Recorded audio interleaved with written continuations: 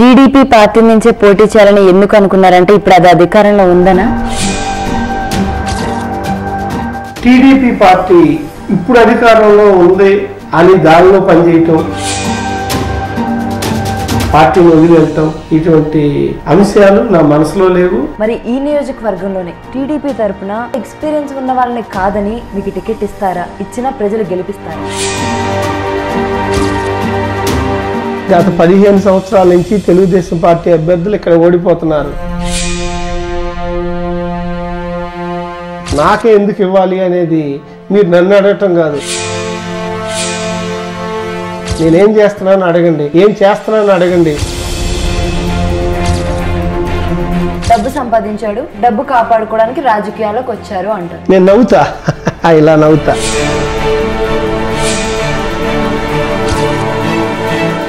కాపాడుకోవటానికి రాజకీయం అనే గొడుగు ఎక్కర్లేదంటున్నా. మరి సేవ చేయాలనుకున్నప్పుడు మీరు వ్యక్తిగతంగా స్వతహాగా చేస్తున్నప్పుడు మళ్ళీ స్పెషల్గా రాజకీయాలు ఎందుకు? చాలా మంచి క్వశ్చన్ అమ్మా. కానీ సేవ అనేది నా సొంత డబ్బులతో నేను కొంత లిమిట్తో చేయగలుగుతా. మరి రాజకీయాల్లో అనుభవమే లేదు, మరి ఈయన మాకేం చేస్తాడు అని అనుకుంటారు కదా. ప్రజాసేవకు అనుభవం ఏంటమ్మా అసలు? రాజకీయాలంటే తొక్కుకుంటా ఎదగటం, ఆస్తులు కాపాడుకోవటం కోసం. ఒకవేళ వేరే పార్టీ నుంచి టికెట్ ఇస్తామని అవకాశం వస్తే మీరు మారతారా? ఇది చాలా చెత్త క్వశ్చన్.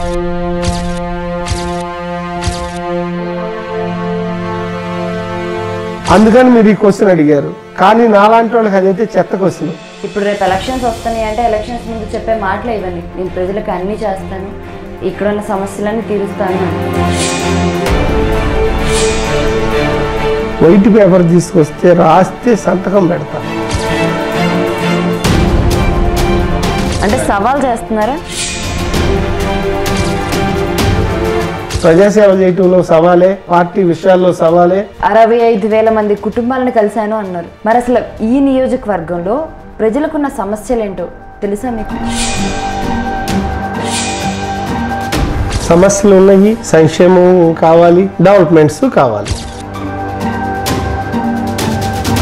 తెలుగుదేశం పార్టీ మాత్రమే, అది గుర్తుపెట్టుకోండి దయించి. ఈ వీడియో మీకు నచ్చినట్లయితే లైక్ చేయండి, షేర్ చేయండి.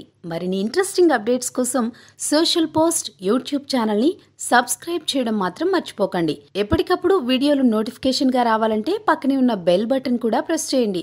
మా సోషల్ పోస్ట్ యూట్యూబ్ ఛానల్ని ఇన్స్టాగ్రామ్, ట్విట్టర్, ఫేస్బుక్లలో కూడా ఫాలో అవ్వచ్చు.